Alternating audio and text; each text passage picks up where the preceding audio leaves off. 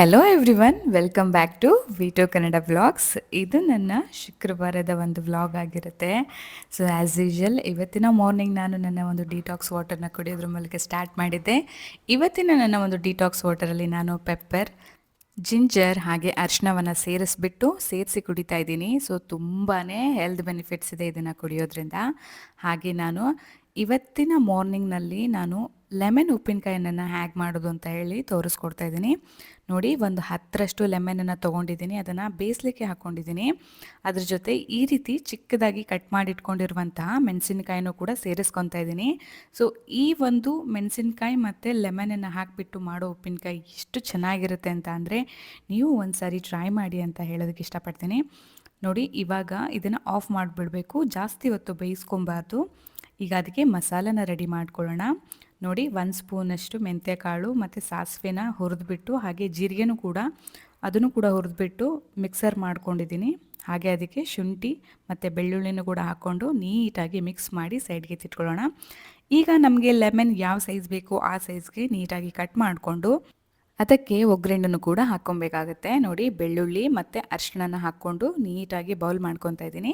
ಇವಾಗ ಇದಕ್ಕೆ ನಾವೇನು ಆಗಲೇ ಮಿಕ್ಸಿ ಮಾಡಿ ಇಟ್ಕೊಂಡಿದ್ವಲ್ವ ತರಿಯಾಗಿ, ಅದನ್ನು ಇದಕ್ಕೆ ಹಾಕ್ಕೊಂಡು ನೀಟಾಗಿ ಕಲಿಸ್ಕೊಳ್ಳೋಣ. ಈಗ ಉಪ್ಪಿನಕಾಯಿ ಮೇಲೆ ಹಾಕಲಿಕ್ಕೆ ಒಗ್ಗರಣೆ ರೆಡಿ ಆಗಿದೆ. ನೋಡಿ, ಈಗ ನಾವೇನು ಕಟ್ ಮಾಡಿ ಇಟ್ಕೊಂಡಿದ್ವಲ್ವ ಅದಕ್ಕೆ ಈ ಒಂದು ಒಗ್ಗರಣೆನ ಹಾಕ್ಕೊಂಬಿಟ್ಟು ನೀಟಾಗಿ ಇದನ್ನು ಫುಲ್ಲಿ ಕಲಸ್ಕೊಬೇಕಾಗತ್ತೆ. ಸೊ ಈ ರೀತಿ ನಾವು ಲೆಮನ್ ಉಪ್ಪಿನಕಾಯಿನನ್ನು ಮಾಡಿ ಇಟ್ಕೊಳ್ಳೋದ್ರಿಂದ ತುಂಬಾ ದಿವಸ ಇದು ಬಾಳಿಕೆ ಬರುತ್ತೆ. ಹಾಗೆ ಲೆಮನ್ಗೆ ಸ್ವಲ್ಪ ಉಪ್ಪು ಬೇಕಾಗುತ್ತೆ, ಸೊ ಉಪ್ಪನ್ನು ಕೂಡ ನೀವು ಹಾಕ್ಕೊಬೇಕಾಗತ್ತೆ ಮೇಲೆ. ನನಗಂತೂ ತುಂಬಾ ಇಷ್ಟ, ಇದು ನಮ್ಮ ತಾಯಿ ಮನೆ ಕಡೆ ತುಂಬ ಮಾಡ್ತಾರೆ. ಹಾಗೆ ನೋಡಿ, ಒಂದು ಗ್ಲಾಸ್ ಬೌಲ್ಗೆ ನಾನು ಇದನ್ನು ಟ್ರಾನ್ಸ್ಫರ್ ಮಾಡಿ ಹಾಕ್ಕೊತಾ ಇದ್ದೀನಿ. ನಿಮ್ಮ ಮನೇಲಿ ಏನಾದರೂ ಗ್ಲಾಸ್ ಬೌಲ್ ಇದ್ದರೆ ಅದರಲ್ಲಿ ತುಂಬ ದಿನ ಬಾಳಿಕೆ ಬರುತ್ತೆ ಇಟ್ಟರೆ, ಇಲ್ಲಾಂದರೆ ಪ್ಲಾಸ್ಟಿಕ್ ಬೌಲ್ಗೂ ಕೂಡ ನಾವು ಹಾಕಿ ಇಟ್ಕೊಬೋದು. ಇದನ್ನು ಹಾಕಿಬಿಟ್ಟು ಫ್ರಿಜ್ಜಲ್ಲಿ ಇಡೋದ್ರಿಂದ ಒಂದು 2ರಿಂದ 3 ತಿಂಗಳಾದರೂ ನಾವು ಆರಾಮಾಗಿ ಯೂಸ್ ಮಾಡ್ಬೋದು. ನನಗಂತೂ ಒನ್ ಆಫ್ ಫೇವ್ರೆಟ್ ಪಿಕಲ್ ಇದು. ಸೊ ನಾನೇ ಮನೇಲೇ ಮಾಡ್ಕೊಳೋದ್ರಿಂದ ನನಗಿನ್ನೂ ಕೂಡ ತಿನ್ನೋದಕ್ಕೆ ಇಷ್ಟ ಆಗುತ್ತೆ. ಸೊ ಹಾಗೆ ಇವತ್ತಿನ ಮಧ್ಯಾಹ್ನ ನಾವು ಊಟನ ಮಾಡಿಕೊಂಡು ನಂದು ಸ್ವಲ್ಪ ಥ್ರೆಡ್ಡಿಂಗ್ ಇತ್ತು, ಅದಕ್ಕೋಸ್ಕರ ಅಂತ ಹೇಳಿಬಿಟ್ಟು ಬ್ಯೂಟಿ ಪಾರ್ಲರ್ಗೆ ಹೋಗ್ತಾಯಿದ್ವಿ. ಹಾಗೆ ನನ್ನ ಹಸ್ಬೆಂಡು ಕೂಡ ಕಟ್ಟಿಂಗ್ ಆ್ಯಂಡ್ ಶೇವಿಂಗ್ ಇರೋದ್ರಿಂದ ಇಬ್ಬರು ಕೂಡ ಜೊತೆಲೇ ಹೋಗ್ತಾ ಇದ್ದೀವಿ. ಆ್ಯಕ್ಚುಲಿ ಇವಾಗ ಬಿಸಿಲು ಬೇರೆ ಕಡಿಮೆ ಆಗಿಬಿಟ್ಟಿದೆ, ಚಳಿ ಬೇರೆ ಜಾಸ್ತಿ ಆಗಿಬಿಟ್ಟಿದೆ. ಸೊ ವೆದರ್ ಒಂಥರ ಚಿಲ್ಡಾಗಿದೆ. ಸೊ ನಾನು ಅದನ್ನೇ ಮಾತಾಡ್ಕೊಂಡು ಹೋಗ್ತಾಯಿದ್ದೆ ನನ್ನ ಹಸ್ಬೆಂಡ್ ಹತ್ರ, ಬಿಸಿಲು ತುಂಬ ಕಡಿಮೆ ಆಗಿದೆ ಅಲ್ವಾ ಅಂತ ಹೇಳ್ಬಿಟ್ಟು. ಯಾಕಂದರೆ ಚಳಿ ಅಂದರೆ ಮನೆಯಿಂದ ಹೊರಗೆ ಬರೋದೇ ನಮಗೆ ಒಂಥರ ಅನಿಸುತ್ತೆ. ಯಾಕಂದರೆ ಚಳಿ ಅಂದರೆ ನನಗೆ ಸ್ವಲ್ಪ ಅವಾಯ್ಡೆನ್ಸ್ ಇದೆ, ಅದಕ್ಕೋಸ್ಕರ ಅಂತೇಳಿ. ಸೊ ನೋಡಿ, ಇದೇ ಒಂದು ಬ್ಯೂಟಿ ಪಾರ್ಲರ್ಗೆ ನಾನು ನನ್ನ ಹಸ್ಬೆಂಡ್ ಯಾವಾಗಲೂ ಬರೋದು. ಯೂಶ್ವಲಿ ನನಗೆ ಇಲ್ಲಿ ಥ್ರೆಡ್ಡಿಂಗ್ ತುಂಬಾ ಚೆನ್ನಾಗಿ ಅಂತ ಅನಿಸುತ್ತೆ, ಅದಕ್ಕೋಸ್ಕರ ಯಾವಾಗಲೂ ಕೂಡ ಇಲ್ಲೇ ಬರ್ತಾ ಇರ್ತೀವಿ. ಸೊ ಹಾಗೆ ನನ್ನ ಹಸ್ಬೆಂಡ್ ಫ್ರೆಂಡ್ ಮನೆಯದು ಒಂದು ಗೃಹ ಪ್ರವೇಶ ಇತ್ತು. ಸೊ ಅದಕ್ಕೆ ಒಂದು 2 ಡೇಸಲ್ಲಿ ಹೋಗೋದಿದ್ದರಿಂದ ನಾನು ನನ್ನ ಹಸ್ಬೆಂಡ್ ಏನಾದರೂ ಒಂದು ಗಿಫ್ಟ್ ತೊಗೋಬೇಕಲ್ಲ ಅಂತ ಹೇಳ್ಬಿಟ್ಟು ಅಲ್ಲೇ ಪಕ್ಕದಲ್ಲಿರುವಂತಹ ಒಂದು ಫ್ಯಾನ್ಸಿ ಸ್ಟೋರ್ಗೆ ಹೋಗಿದ್ವಿ. ಸೊ ಗಿಫ್ಟ್ಸ್ನ ನಾನು ಸರ್ಚ್ ಮಾಡಿದೆ. ಸೊ ನಮಗೆ ಗಣೇಶಂದು ಒಂದು ಫೋಟೋ ಕೊಡಬೇಕು ಅಂತ ಹೇಳಿ ಅಂದ್ಕೊಂಡಿದ್ವಿ. ಅದಕ್ಕೋಸ್ಕರ ಇಲ್ಲಿ ತುಂಬ ವೆರೈಟೀಸ್ ಆಫ್ ಗಣೇಶದು ಫೋಟೋಸ್ ಇತ್ತು. ನೋಡಿ, ಈ ರೀತಿ ವಾಚ್ ಕೂಡ ಇತ್ತು.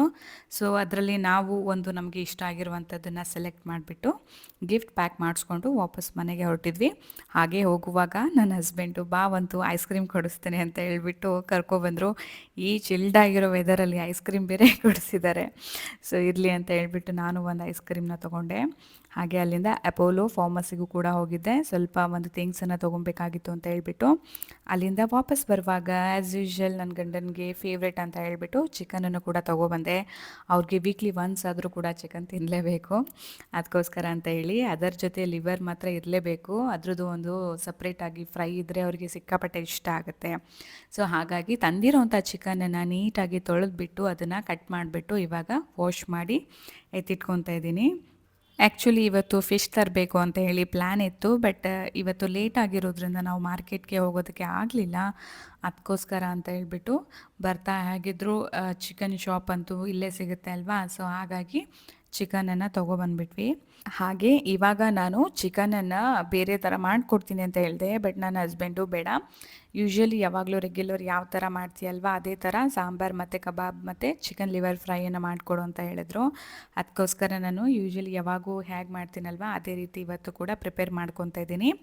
ಏನಿಲ್ಲ, ಅದಕ್ಕೆ ನಾನು ಒಂದು ತೆಂಗಿನಕಾಯಿ ಮತ್ತು ಆನಿಯನ್, ಟೊಮ್ಯಾಟೊ, ಜಿಂಜರ್, ಗಾರ್ಲಿಕ್ ಎಲ್ಲನೂ ಕೂಡ ಕಟ್ ಮಾಡಿ ಇಟ್ಕೊಂಡಿದ್ದೀನಿ. ಅಡುಗೆ ಮಾಡೋಕ್ಕೂ ಮುಂಚೆ ನಾನು ಇದನ್ನೆಲ್ಲ ನೀಟಾಗಿ ಮಾಡಿಟ್ಕೊಂಡ್ಮೇಲೆ ನಾನು ಅಡುಗೆನ ಸ್ಟಾರ್ಟ್ ಮಾಡೋದು.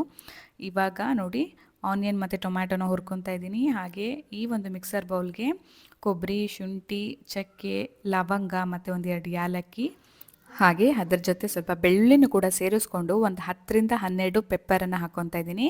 ಹಾಗೆ ಗಸಗಸೆನೂ ಕೂಡ 1 ಸ್ಪೂನಷ್ಟು ಹಾಕ್ಕೊಂಬಿಟ್ಟು ಅದಕ್ಕೆ ಅರಿಶಿಣದ ಪೌಡರ್ ಮತ್ತು ಖಾರದ ಪೌಡರ್ ಹಾಗೆ ಮನೆಯಲ್ಲೇ ಮಾಡಿಸಿರುವಂತಹ ಧನಿಯಾ ಪೌಡರ್ನೂ ಸಹ ನಾನು ಇಲ್ಲಿ ಯೂಸ್ ಮಾಡ್ಕೊತಾ ಇದ್ದೀನಿ. ಚಿಲ್ಲಿ ಪೌಡರ್ ನಿಮಗೆ ಎಷ್ಟು ಬೇಕಲ್ವಾ ಅಷ್ಟು ಹಾಕ್ಕೊಂಡ್ರೆ ಸರಿ ಹೋಗಿಬಿಡುತ್ತೆ. ಹಾಗೆ ಕೊತ್ತಂಬರಿ ಸೊಪ್ಪನ್ನು ಸಹ ಹಾಕ್ಕೊಂಬಿಟ್ಟು ಇದನ್ನು ರುಬ್ಕೊಂಡು ಸೈಡ್ಗೆ ಎತ್ತಿಟ್ಕೊತಾ ಇದ್ದೀನಿ. ಹಾಗೆ ಮತ್ತೆ ಬೌಲ್ಗೆ ನಾನು ಏನು ಟೊಮ್ಯಾಟೋನ ಹುರಿದಿಟ್ಕೊಂಡಿದ್ನಲ್ಲ, ಆನಿಯನ್ ಟೊಮ್ಯಾಟೋನ ಅದೆರಡರದ್ದು ಕೂಡ ಪೇಸ್ಟನ್ನು ಮಾಡಿ ಅದನ್ನು ಕೂಡ ಸೈಡ್ಗೆ ಎತ್ತಿಟ್ಕೊತಾ ಇದ್ದೀನಿ. ಹಾಗೆ ಈಗ ನಾನು ಒಂದು ಕುಕ್ಕರ್ಗೆ 2 ಸ್ಪೂನಷ್ಟು ಆಯಿಲನ್ನು ಹಾಕ್ಕೊಂಬಿಟ್ಟು ಚಿಕನನ್ನು ಬೇಯಲಿಕ್ಕೆ ಹಾಕ್ಕೊತಾ ಇದ್ದೀನಿ. ಸೊ ಚಿಕನನ್ನು ಸ್ವಲ್ಪ ಈ ಒಂದು ಉಪ್ಪು ಮತ್ತು ಅರಿಶಿನ ಹಾಕ್ಕೊಂಬಿಟ್ಟು ಸ್ವಲ್ಪ ಬೌಲ್ ಮಾಡಿಕೊಂಡು ಆಮೇಲೆ ಅದಕ್ಕೆ ರುಬ್ಬಿರೋ ಖಾರವನ್ನು ಹಾಕ್ಕೊಂಡ್ರೆ ತುಂಬಾ ಚೆನ್ನಾಗಿರುತ್ತೆ. ನೋಡಿ, ಸ್ವಲ್ಪ ಅರಿಶಿನ ಹಾಗೆ ಒಂದು ಸ್ವಲ್ಪ ಉಪ್ಪನ್ನು ಸೇರಿಸ್ಕೊಂಡ್ಬಿಟ್ಟು ಒಂದು 10 ನಿಮಿಷ ಇದನ್ನು ಹಾಗೆ ಬೇಯಿಸ್ಕೊಳ್ಳೋಣ ಲೋ ಫ್ಲೇಮಲ್ಲಿ. ಈಗ ನೋಡಿ ಚಿಕನ್ನು ಎಷ್ಟು ಚೆನ್ನಾಗಿ ಬೆಂದಿದೆ ಅಂತ ಹೇಳ್ಬಿಟ್ಟು ಇವಾಗ ನಾನು ಬೆಂದಿರೋಂತಹ ಚಿಕನ್ಗೆ ಖಾರವನ್ನು ಹಾಕ್ಕೊಳ್ಲಿಕ್ಕೆ ರೆಡಿ ಮಾಡ್ಕೊತಾ ಇದ್ದೀನಿ. ಹಾಗೆ ಇವತ್ತು ಇದರ ಜೊತೆ ನಾನು ಕಾಂಬಿನೇಷನ್ ಆಗಿ ಚಪಾತಿನೂ ಸಹ ಮಾಡ್ಕೊತಾ ಇದ್ದೀನಿ. ಸೊ ಅದನ್ನು ಕೂಡ ಇಷ್ಟೊತ್ತು ಹಿಟ್ಟನ್ನು ಕೂಡ ಕಲಿಸ್ಬಿಟ್ಟು ಸೈಡ್ಗೆ ಎತ್ತಿಟ್ಕೊಂಡಿದ್ದೆ. ಇವಾಗ ನೋಡಿ ಚಿಕನ್ ಸ್ವಲ್ಪ ಬೆಂದಿದೆ. ಇವಾಗ ನಾನು ಬೆಂದಿರುವಂತಹ ಚಿಕನ್ನಿಗೆ ಈಗ ನಾನು ರುಬ್ಬಿರುವಂಥ ಖಾರವನ್ನು ಹಾಕ್ಕೊತಾ ಇದ್ದೀನಿ. ಹಾಗೆ ಇಲ್ಲಿ ನೋಡಿ ನನ್ನ ಹಸ್ಬೆಂಡ್ ನಾನು ಅಡುಗೆ ಮಾಡುವಾಗ ಬಂದುಬಿಟ್ಟು ಏನೇನೋ ತಮಾಷೆ ಮಾಡಿಕೊಂಡು ನಿಂತ್ಕೊಂಡಿದ್ದಾರೆ. ಸೊ ನನಗೆ ಅಡುಗೆ ಮಾಡುವಾಗ ಅವ್ರು ಯಾವಾಗಲೂ ಹೀಗೇ, ನಾನೇನಾದರೂ ಮಾಡ್ತಾಯಿದ್ರೆ ಬಂದು ಹಿಂದುಗಡೆಯಿಂದ ಏನಾದರೂ ಒಂದು ಕಾಮಿಡಿ ಥರ ಮಾಡಿ ಹೋಗ್ಬಿಡ್ತಾರೆ. ಸೊ ಇವಾಗ ನೋಡಿ ಈ ಬೆಂದಿರುವಂಥ ಚಿಕನ್ಗೆ ನಾನು ಏನು ರುಬ್ಬಿಟ್ಕೊಂಡಿದ್ನಲ್ವ ಆ ಮಸಾಲ ಅದ್ರ ಜೊತೆ ಟೊಮ್ಯಾಟೊ ಮತ್ತು ಆನಿಯನ್ದು ಪೇಸ್ಟನ್ನು ಕೂಡ ಸೇರಿಸ್ಕೊತಾ ಇದ್ದೀನಿ. ಸೊ ಯೂಶ್ವಲಿ ಎಲ್ಲರೂ ಹೀಗೇ ಮಾಡ್ತಾರೆ. ಸೊ ನಮ್ಮ ಸೈಡೆಲ್ಲ ಜಾಸ್ತಿ ನಾವು ನಾನ್ ವೆಜ್ ಸಾಂಬಾರನ್ನ ಇದೇ ರೀತಿಯೇ ಪ್ರಿಪೇರ್ ಮಾಡೋದು. ಸ್ವಲ್ಪ ತಿಕ್ಕಾಗಿದೆ, ಅದಕ್ಕೆ ಸ್ವಲ್ಪ ನೀರನ್ನು ಹಾಕ್ಕೊತೀನಿ. ಯಾಕಂದರೆ ಇಷ್ಟೊಂದು ತಿಕ್ಕಾಗಿದ್ದರೆ ಅಷ್ಟು ಚೆನ್ನಾಗಿರೋದಿಲ್ಲ. ಸ್ವಲ್ಪ ನೀರನ್ನು ಹಾಕ್ಕೊಂಡ್ರೆ ಸಾಂಬಾರು ತುಂಬ ಟೇಸ್ಟಿಯಾಗಿ ಬರುತ್ತೆ. ಯೂಶ್ವಲಿ ಕೆಲವರಿಗೆ ಸಾಂಬಾರು ಸ್ವಲ್ಪ ತಿಕ್ಕಾಗಿ ಇದ್ದರೆ ಇಷ್ಟ ಆಗುತ್ತೆ, ಕೆಲವರಿಗೆ ಸ್ವಲ್ಪ ನೀರು ಥರ ಇದ್ದರೆ ಇಷ್ಟ ಆಗುತ್ತೆ. ಬಟ್ ನನಗೆ ಮಿಡಲಲ್ಲಿರಬೇಕು, ತುಂಬ ನೀರು ಆಗಬಾರ್ದು ಅಥವಾ ತುಂಬ ತಿಕ್ಕ ಆಗಬಾರ್ದು. ಮಿಡಲಲ್ಲಿದ್ದರೆ ನನಗೆ ಸಾಂಬಾರು ತುಂಬ ಚೆನ್ನಾಗಿ ಅಂತ ಅನಿಸುತ್ತೆ. ಹಾಗೆ ಇನ್ನೊಂದು ಪ್ಯಾನ್ಗೆ ನಾನು ಒಗ್ಗರಣೆನ ಹಾಕ್ಕೊಂಡಿದ್ದೀನಿ. ಹಾಗೆ ರುಬ್ಬಿರೋವಂಥ ಸ್ವಲ್ಪ ಖಾರವನ್ನು ಹಾಕ್ಕೊಂಬಿಟ್ಟು ಈ ಒಂದು ಲಿವರನ್ನು ಅದಕ್ಕೆ ಜೋಡಿಸ್ಕೊಂಡು ಲಿವರ್ ಫ್ರೈನ ಮಾಡ್ಕೊತಾ ಇದ್ದೀನಿ. ತುಂಬಾ ಟೇಸ್ಟಿಯಾಗಿರುತ್ತೆ. ಸೊ ನಿಮಗೆ ತಿನ್ನಬೇಕು ಅನಿಸಿದ್ರೆ ಒಂದು ಸಾರಿ ಟ್ರೈ ಮಾಡಿ ನೋಡ್ಬೋದು. ಹಾಗೆ ಇದ್ರ ಜೊತೆ ನಾನು ಕಬಾಬನ್ನು ಮಾಡ್ಕೊಳ್ಲಿಕ್ಕೆ ರೆಡಿ ಮಾಡ್ಕೊತಾ ಇದ್ದೀನಿ. ಕಬಾಬನ್ನು ಯೂಶ್ವಲಿ ನಾನು 2 ಟೈಪ್ಸ್ ಆಗಿ ಮಾಡ್ತೀನಿ. ಒಂದು ಗ್ರೀನ್ ಆಗಿ ಮಾಡ್ತೀನಿ, ಇನ್ನೊಂದು ರೆಡ್ ಆಗಿ ಮಾಡ್ತೀನಿ. ಸೊ ಯೂಶ್ವಲಿ ನನ್ನ ಹಸ್ಬೆಂಡ್ಗೆ ರೆಡ್ ಆಗಿ ಮಾಡೋದನ್ನೇ ತುಂಬ ಇಷ್ಟ ಆಗುತ್ತೆ, ಅಂದರೆ ಚಿಲ್ಲಿಯನ್ನು ಬೆಳೆಸ್ಬಿಟ್ಟು ಮಾಡೋದು. ಅದಕ್ಕೋಸ್ಕರ ಅದನ್ನು ಕೂಡ ರೆಡಿ ಮಾಡಿ ಇಟ್ಕೊಂಡು ನೋಡಿ ಕಬಾಬನ್ನು ಕೂಡ ಒಂದು ಸೈಡಲ್ಲಿ ಕರ್ಕೊತಾ ಇದ್ದೀನಿ. ಸೊ ಇವಾಗ ನೋಡಿ ನಮ್ಮ ಒಂದು ಸ್ಪೆಷಲ್ ಊಟ ರೆಡಿಯಾಗಿದೆ. ಚಿಕನ್ ಕರಿ, ಅದ್ರ ಜೊತೆ ಲಿವರ್ ಫ್ರೈ ಕರಿ ಹಾಗೆ ಕಬಾಬ್ ಎಲ್ಲ ಕೂಡ ರೆಡಿಯಾಗಿದೆ. ಇವಾಗ ಟೈಮ್ ಬಂದುಬಿಟ್ಟು 7:30 ಆಗಿದೆ. ಸೊ ಹಾಗಾಗಿ ನಾನು ಮತ್ತು ನನ್ನ ಹಸ್ಬೆಂಡ್ 8:30 ಮೇಲೇ ಊಟ ಮಾಡೋಣ ಅಂತ ಅಂದ್ಕೊಂಡಿದ್ದೀವಿ. ಸೊ ಅದಕ್ಕೋಸ್ಕರ ಅಂತ ಹೇಳ್ಬಿಟ್ಟು ಜಸ್ಟ್ ಹಾಗೆ ಟೈಮ್ ಪಾಸನ್ನು ಮಾಡ್ತಾಯಿದ್ದೀವಿ ಟಿ ವಿನ ನೋಡಿಕೊಂಡು. ಹಾಗೆ ಇವಾಗ ಕಬಡ್ಡಿ ಮ್ಯಾಚ್ಗಳು ಬೇರೆ ಇರೋದ್ರಿಂದ ನನಗೆ ಸ್ವಲ್ಪ ಕಬಡ್ಡಿ ಫೇವ್ರೇಟ್, ಅದಕ್ಕೋಸ್ಕರ ಕಬಡ್ಡಿ ಮ್ಯಾಚನ್ನು ನೋಡಿಕೊಂಡು ಕುಂತಿದ್ವಿ. ಹಾಗೆ ಇಬ್ಬರು ಕೂಡ ಜೊತೆಲೇ ಕೂತ್ಕೊಂಡು ಊಟನೂ ಕೂಡ ಮಾಡಿದ್ವಿ. ಸೊ ನನ್ನ ಹಸ್ಬೆಂಡು ಮಾಡಿರೋಂಥ ಎಲ್ಲ ಅಡುಗೆನೂ ಕೂಡ ತುಂಬ ಚೆನ್ನಾಗಿದೆ ಅಂತ ಹೇಳಿದರು. ಅದರಲ್ಲೂ ಅವ್ರಿಗೆ ಫೇವ್ರೇಟ್ ಅಂತಂದರೆ ಅದು ಚಿಕನ್ ಲಿವರ್ ಫ್ರೈ. ಸೊ ಅದು ಕೂಡ ತುಂಬ ಟೇಸ್ಟಿಯಾಗಿತ್ತು ಅಂತ ಹೇಳಿ ನನಗೆ ಒಂದು ಕಾಂಪ್ಲಿಮೆಂಟ್ಸ್ ಕೊಟ್ಟರು.